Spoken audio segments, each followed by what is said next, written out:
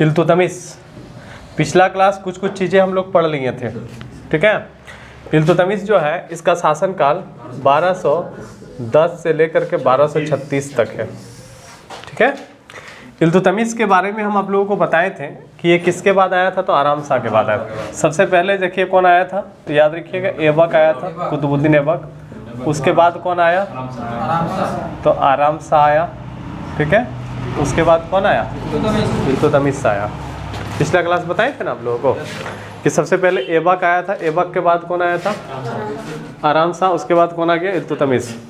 तो इल्तुतमिश के बारे में हम लोग पढ़ चुके हैं कि इल्तुतमिश जो है, याद रखिएगा, ये भी मोहम्मद गोरी का गुलाम था और इसने खोखर जाति के खिलाफ अभियान किया था। तो मोहम्मद गोरी ने इसको अमीरुल उमरा नाम का पद दिया था। इल्तुतमिश ये इलबारी जाति का पहला शासक, हम बता चुके हैं आप लोगों को कि सवाल पूछेगा कि इलबारी जाति का ये पहला शासक था। साथ ही याद रखिएगा ये तुर्कों पर विश्वास नहीं था इसको, इसलिए इसने एक अपना संगठन बनाया था जिसका नाम था तुर्कान चिहलगानी, जिसमें कितना सरदार था, 40 गो सरदार था, है ना। इल्तुतमिश जो है इसका 2 गो प्रबल विरोधी था, एल्दोज और कुबाचा, दोनों से मुक्ति इसको 1215 और 17 में मिला था, 1215 और 17 में। याद रखिएगा इसी के समय में चंगेज खां जो है वो भारत आ गया था मकबरनी का पीछा करते करते। किसका पीछा करते हुए, मकबरनी का पीछा करते हुए। और इल्तुतमिश जो है इसने बंगाल का जो अभियान किया था, हम बताए थे कि इल्तुतमिश ने, याद रखिएगा, बंगाल अभियान कब किया था, है ना। बंगाल अभियान कब किया था, तो 1225 में किया था। और वहाँ का जो शासक था बंगाल का, उसका नाम था इवाज, ठीक है। तो इसने अधीनता स्वीकार कर लिया था और बंगाल को पूरी तरह से कब जीता था, तो 1230 में जीता था। यहाँ तक बताए थे क्या आप लोगों को, है ना, यहाँ तक बताए थे। अब 2-4 लाइन आप लोग इसमें और जोड़िए, तो 2-4 लाइन लिखिए। तो लिखिए, इल्तुतमिश ने,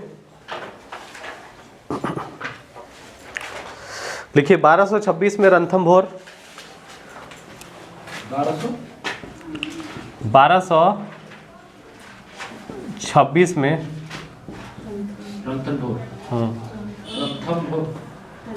रणथंभोर, ठीक है। 1227 में याद रखिएगा मंदोर। बात समझ में आ रहा, तो 1227 में क्या बताएं, मंदोर, है ना। और लिखिए 1231 में ग्वालियर के किले पर अधिकार किया।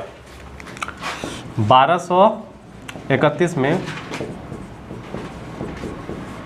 ग्वालियर के किले पर अधिकार किया। कौन सा किला बताएं, ग्वालियर का किला, लिख लिए, है ना। 1231 में ग्वालियर के किले पर अधिकार किया था, ठीक। देखिए इल्तुतमिश जो है इसका, याद रखिएगा, अंतिम अभियान पूछता है सवाल, अंतिम अभियान जो है इल्तुतमिश का, या तो याद रखिएगा आप इसको बामियान बोल सकते हो या बयाना बोल सकते हो। तो अंतिम अभियान इल्तुतमिश का, याद रखिएगा, बयाना का अभियान या बामियान का अभियान, ये कब हुआ था, तो 1236 में हुआ था। क्या लिखे सर शुरू में, बामियान? हाँ, बामियान। अंतिम अभियान क्या था, बामियान का अभियान या बयाना का अभियान। किसका बता रहे हैं, इल्तुतमिश का, ठीक है। तो 1236 में याद रखिएगा इस अभियान के बाद इसकी मृत्यु हो गई थी, है ना। ये बताएंगे आगे आप लोगों को। तो याद रखिएगा इल्तुतमिश जो है, ध्यान देना क्या बोल रहे हैं, बंगाल को कब जीता पूरी तरह से, 1230 में, रणथंभोर पर 1226 में, मंदोर पर 1227 में, ग्वालियर पर 1231 में। अंतिम अभियान इसका पूछेगा तो बयाना का अभियान कब हुआ था, 1236 में हुआ था। कब हुआ था, 1236 में, ठीक है। देखो ध्यान से सुनना, आप क्या बता रहे हैं, ध्यान देंगे, थोड़ा सा पीछे जाएंगे हम लोग, है ना।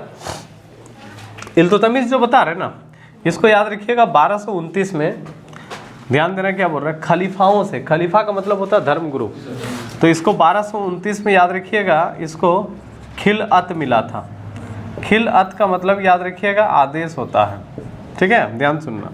जैसे पहले सिस्टम ये हुआ करता था कि आप राजा हो तो राजा से पहले तो आप गुलाम ना हो, तो पहले आप काम करके दिखाओ कि हाँ आप अच्छा काम कर रहे हैं, जनता के लिए बहुत अच्छा कर रहे हैं, तो फिर हम आपको मान्यता देंगे कि आप अपना वंश चला सकते हो, अपने तरीके से शासन कर सकते हो, अपने बच्चा पुत्रों को आप उत्तराधिकारी बना सकते हो। बात समझ में आ रहा है क्या बोल रहे हैं? तो याद रखिएगा ये खिलअत जो है ये किसके द्वारा दिया जाता था? तो खलीफाओं के द्वारा, धर्म गुरुओं के द्वारा दिया जाता था। तो सवाल आप लोगों को पूछा जाएगा, ध्यान दीजिएगा, सवाल आप लोगों को पूछा जाएगा। हाँ, खिलअत, खिलअत मतलब ये आदेश होता है ना। तो इल्तुतमिश जो है इसको खिलअत कब मिला था? तो 1229 में मिला था। मतलब हम ऐसा बोल सकते हैं क्या कि इल्तुतमिश को दास्ता से मुक्ति 1229 में मिला था? बात समझ में आ रहा है क्या बोल रहा है? मतलब ये गुलाम था ना, दास था ना, तो याद रखिएगा ये गद्दी पर तो बैठ गया था, लेकिन इसका काम देख करके धर्म गुरुओं ने इसको मान्यता दिया कि नहीं ठीक है, अब जो है आप अपने तरीके से, अपने हिसाब से शासन चलाइए, अपने बच्चे पुत्रों को उत्तराधिकारी बनाइए। पता चल रहा तो है ना? ये आपका कब किया था? 1200 कितना बताएं? 1229 में, है समझना है। तो सवाल पूछेगा कि दास्ता से मुक्ति कब मिला? तो 1229 में मिला। ठीक, साथ ही बड़ा ही इम्पोर्टेंट है, खलीफाओं ने इल्तुतमिश को जो है ना, खलीफाओं ने याद रखिएगा सुल्तान ए आजम की उपाधि दिया था। सुल्तान के आजम की उपाधि किसको दिया गया था? इल्तुतमिश को, खलीफाओं ने दिया था।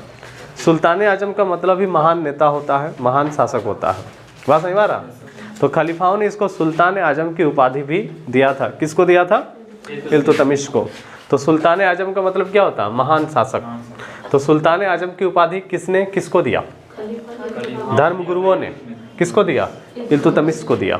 समझ में आ रहा है क्या बोल रहे हैं हम? सुल्तान आजम, है ना? क्या उपाधि दिया था? सुल्तान आजम की उपाधि दिया था। याद रहेगा? तो याद रखिएगा, इल्तुतमिश जो बता रहे हैं ना, किसके बारे में पढ़ रहे हैं? इल्तुतमिश शासनकाल 1210 से लेकर के 36 तक है। ठीक है, सवाल पूछेगा बंगाल को पूरी तरह से कब जीता? तो 1230 में जीता। रणथंभौर कब जीता? 1226 में। मंदोर कब जीता? 27 में। ग्वालियर कब जीता? 31 में। ठीक है, और याद रखिएगा इसका अंतिम अभियान क्या था? बामियान या बयाना का अभियान कब हुआ था? 1236 में। इसके बाद इसकी मृत्यु हो गई थी। लेकिन सवाल आप लोगों को पूछा जाएगा कि इल्तुतमिश तो गुलाम था ना, तो खलीफाओं ने इसको अपने तरीके से शासन करने का जो अधिकार दिया था वो कब दिया था? 1229 में। खिलअत, खिलअत मतलब आदेश होता है। पता चल रहा? आप अपने तरीके से शासन चलाइए, किसी को भी आप जिसको भी चाहो आप उसको अपना उत्तराधिकारी घोषित कर दीजिए। बात समझ में आ रहा? साथ ही याद रखिएगा इसको सुल्तान आजम की उपाधि भी खलीफाओं से मिला था, है ना? महान शासक, महान शासक। ठीक है, काम देख करके दिया था। ठीक, तो ये काम अच्छा कर रहा था। ठीक है, काम ये अच्छा कर रहा था, है ना? तो ये काम बहुत अच्छा कर रहा था, याद रखिएगा। इसीलिए इसको बड़ा ही इम्पोर्टेंट है, इसको जो है ना, कौन सा वंश पढ़ रहे हैं हम लोग? ध्यान देना, क्या बोल रहे हैं? गुलाम वंश का ना, इसको याद रखना, वास्तविक, है ना, संस्थापक कहा जाता है। तो गुलाम वंश का वास्तविक संस्थापक पूछेगा कौन? इल्तुतमिश। मतलब संस्थापक पूछेगा तो ऐबक, लेकिन वास्तविक संस्थापक पूछेगा तो इल्तुतमिश। कोई दिक्कत नहीं है। तो गुलाम वंश का संस्थापक पूछेगा तो ऐबक, लेकिन वास्तविक संस्थापक पूछेगा तो क्या हो जाएगा? इल्तुतमिश हो जाएगा। क्या हो जाएगा? इल्तुतमिश हो जाएगा। संस्थापक पूछेगा तो ऐबक, लेकिन वास्तविक संस्थापक पूछेगा तो इल्तुतमिश। कोई दिक्कत है? समझ में आ रहा है ना? संस्थापक पूछेगा तो ऐबक हो जाएगा, लेकिन वास्तविक संस्थापक क्या हो जाएगा? इल्तुतमिश, है ना? ये जो इल्तुतमिश हम बता रहे हैं आप लोगों को, ध्यान दीजिएगा। देखिए, ये पहला सुल्तान था जिसने दोआब के आर्थिक महत्व को समझा, उसको सुधार करने का प्रयास किया था। एक लाइन लिखिए, इल्तुतमिश जो है इसने, याद रखिएगा, दोआब के आर्थिक महत्व को समझा था। दोआब एक क्षेत्र का नाम है। दोआब जो है ना, इसके आर्थिक महत्व को समझा, इसको याद रखिएगा, सुधार करने का प्रयास किया था इल्तुतमिश ने। दोआब जो बता रहे ना, ये गंगा यमुना का जो क्षेत्र है ना, मैंने गंगा यमुना वाला एरिया आएगा। बात सही में रहा? तो दोआब क्षेत्र, तो ये दिल्ली का पहला सुल्तान था जिसने दोआब के आर्थिक महत्व को समझा। नदी का जो एरिया रहता है वहाँ पे खेती वगैरह बहुत अच्छा होगा। बात समझ में आ रहा? क्या बोल रहे हैं? तो पहला सुल्तान दोआब क्षेत्र को देखिए, दिल्ली सल्तनत का ये पहला सुल्तान है जिसने दोआब के आर्थिक महत्व को समझा। मतलब वहाँ से हमको कितना लाभ मिल सकता है, आर्थिक महत्व को समझा और उसका सुधार किया। बात समझ में आ रहा? क्या बोल रहे हैं? दोआब के आर्थिक महत्व को समझा और उसका सुधार किया था। किसने?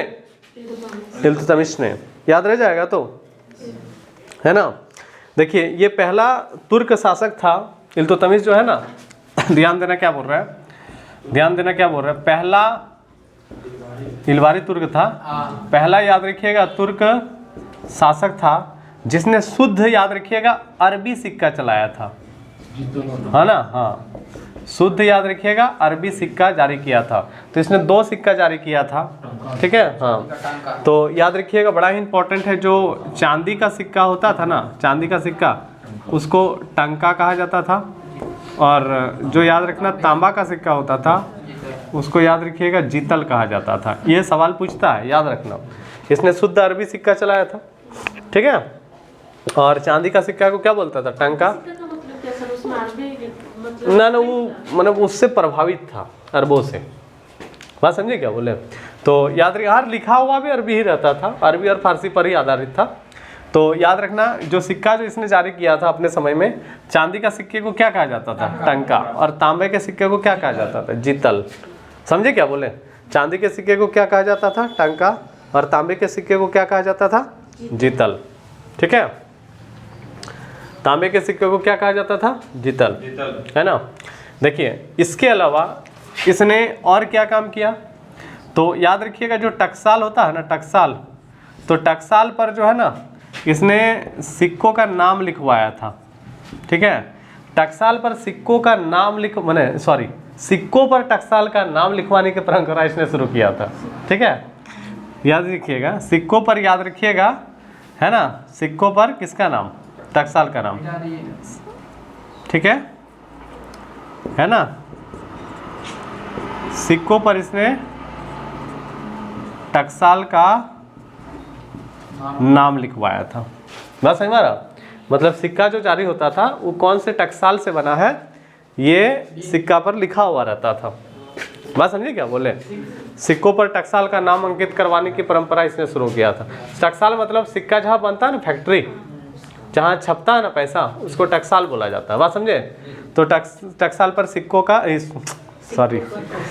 पर टकसाल का नाम अंकित करवाने की परंपरा इल्तुतमिश ने शुरू किया था, ठीक है। उसके बाद ये चलता ही रहा, है ना, समझ गए क्या बोले। तो इल्तुतमिश जो बता रहे हैं, ध्यान दीजिएगा क्या बोल रहे हैं, इसने अपने सिक्कों पर कुछ गौरवपूर्ण शब्द भी अंकित करवाया था। जैसे कहा जाता है कि इल्तुतमिश जो है अपने सिक्कों पर, याद रखिएगा, कुछ गौरवपूर्ण शब्द अंकित करवाए थे ग्वालियर विजय के बाद। मतलब जब इसने ग्वालियर को जीत लिया था तो अपने सिक्कों पर कुछ शब्द अंकित करवाया था, जैसे शक्तिशाली सुल्तान लिखवाया था अपने सिक्कों पर। तो गौरवपूर्ण शब्द क्या किया था, 1-2 लाइन लिख लीजिए आप लोग। सिक्कों पर गौरवपूर्ण शब्द क्या किया था, सिक्कों पर गौरवपूर्ण शब्द अंकित करवाए थे। इसने सिक्कों पर गौरवपूर्ण शब्द अंकित करवाए थे, इल्तुतमिश ने शब्द अंकित करवाए थे, सिक्कों पर गौरवपूर्ण शब्द अंकित करवाया था, ठीक है। तो जो गौरवपूर्ण शब्द था, एक लिखे शक्तिशाली सुल्तान, लिखे, दूसरा लिखे साम्राज्य व धर्म का सूर्य, सुल्तान, साम्राज्य व धर्म का सूर्य, साम्राज्य व धर्म का सूर्य, शक्तिशाली सुल्तान हो गया, साम्राज्य व धर्म का सूर्य हो गया। लिख लिए, हो गया। चलिए आगे ध्यान दीजिएगा, यहाँ तक हो गया। चलिए इसको लिखें आप लोग, मिटा दें, मिटा देते हैं इसको ना, लिख लिए ना आप लोग। क्या बोल रहे हैं, सवाल पूछेगा, याद रखना। राजधानी, राजधानी कहाँ से किया था, लाहौर से दिल्ली। ये पूछता है सवाल कि राजधानी को लाहौर से दिल्ली किसने किया था, तो इल्तुतमिश ने किया था। तो राजधानी कहाँ से कहाँ किया था, लाहौर से दिल्ली, किसने किया था, इल्तुतमिश ने किया था, ठीक है। देखो इल्तुतमिश जो है एक न्यायप्रिय शासक था, ठीक है। इल्तुतमिश जो है एक आपका न्यायप्रिय शासक था, और इसके न्यायप्रियता के बारे में जानकारी जो बताता कौन है, तो इब्न बतूता, बतूता। ठीक है, तो इसकी न्यायप्रियता के बारे में जानकारी कौन देता है? तो इब्न बतूता, है ना। इसका कहना है कि इसने अपने महल के सामने संगमरमर की 2 शेर बनवाई थी, समझे। संगमरमर का शेर बनवाया था 2 ठो, और उसके गले में सोने का जंजीर डाला था, जिसे कोई भी बजा करके न्याय की मांग कर सकता था। बात समझ में आ रहा है ना? हाँ, जहांगीर में था वो। तो याद रखिए कि जो बता रहे हैं ना हम आप लोगों को कि न्याय प्रिय शासक था, मतलब कहने का मतलब है कि भेदभाव नहीं करता था, सबके साथ न्याय करता था। कौन? इल्तुतमिश। तो इसकी न्यायप्रियता के बारे में किसने जानकारी दिया है? तो इब्न बतूता ने जानकारी दिया है। किसकी न्यायप्रियता के बारे में? इल्तुतमिश की न्यायप्रियता के बारे में। ठीक है, लिखिए इसके दरबार में सिराज और ताजुद्दीन, सिराज और ताजुद्दीन नामक विद्वान को संरक्षण मिला हुआ था। सिराज और नाम क्या बताएं? ताजुद्दीन। एक हो गया सिराज, एक याद रखिएगा सिराज, और दूसरा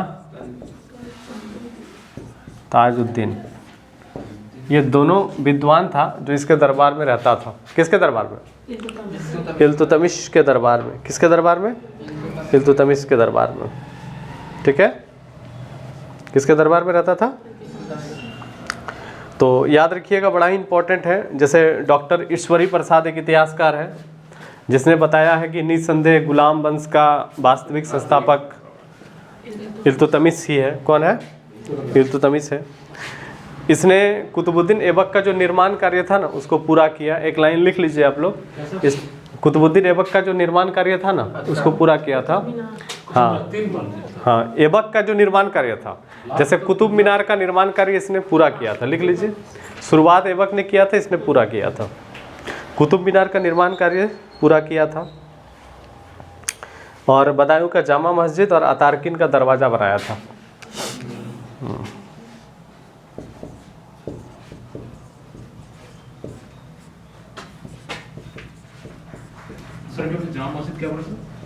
बदायूं में जामा मस्जिद, हाँ। और याद रखिएगा अतारकिन दरवाज़ा का निर्माण किया था। अतारकिन का दरवाज़ा, अतारकिन का दरवाज़ा जो है ना, ये नागौर में है, राजस्थान। मतलब पूछेगा अतारकिन का दरवाज़ा कहाँ है, तो याद रखिएगा नागौर में। कहाँ है? नागौर में, समझे? लिख लिए? चलिए सुनिए, अब देखिए ध्यान से सुनिएगा, एक छोटा सा कहानी सुनिए। देखिए इल्तुतमिश जो है ना, इल्तुतमिश जब ये अंतिम अभियान में, लिखे यहाँ तक आप लोग, जब ये अंतिम अभियान में गया था तो बीमार पड़ गया था। ठीक है, तो जब ये बीमार पड़ा था तो इसका कोई योग्य बेटा नहीं था, मतलब पुत्र कोई योग्य नहीं था। ठीक, और इसके समय में सारा काम का देखरेख तुर्कानी चिहलगानी करता था। कितना को सरदार था उसमें? 40 को। तो इसका कोई योग्य बेटा नहीं था, लेकिन एक बेटी इसकी योग्य थी, रजिया सुल्तान। ठीक है, नहीं है, पगला हो। तो याद रखिएगा वो नूरजहां है।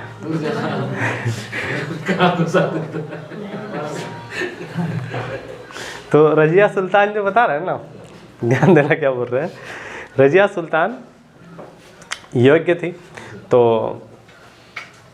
इल्तुतमिश ने तुर्कानी चिहलगानी के सदस्यों को बोला कि हम अपना जो उत्तराधिकारी है, नेक्स्ट जो शासक है, शासिका बनाना चाहते हैं रजिया सुल्तान को। तो तुर्कानी चिहलगानी के सदस्यों ने मना कर दिया, बोला ये हम लोगों को बर्दाश्त नहीं है कि कोई लड़की हम लोगों को आदेश दे, ये हम लोग बर्दाश्त नहीं करेंगे। ठीक है, उसने विरोध कर दिया।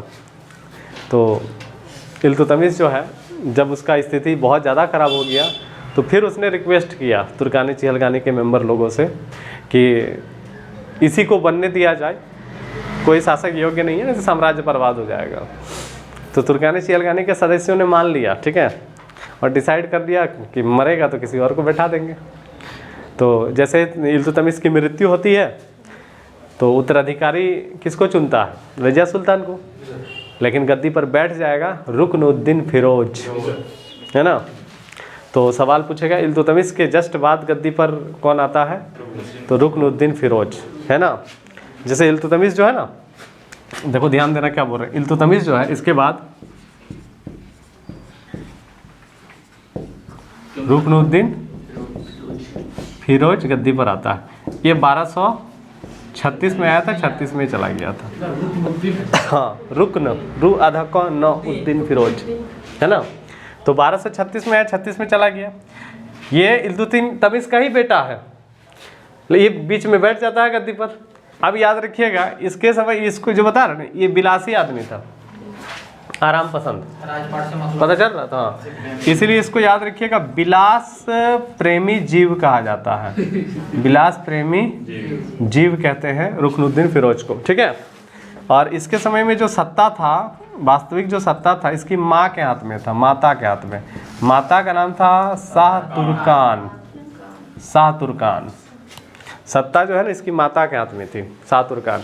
तो ये जो शाह तुर्कान है ना, ये काम करती थी, नौकर थी इल्तुतमिश के यहाँ, ठीक है। दासी थी, नौकर थी। तो इल्तुतमिश ने इसके साथ शादी कर लिया, ठीक है। तो शादी जब किया ना, तो जैसे इल्तुतमिश मरा, बाकी जितना उसका रानी था सबको भगा दिया, समझे। तो याद रखिएगा जो शाह तुर्कान बता रहे हैं, ध्यान देना क्या बोल रहे हैं।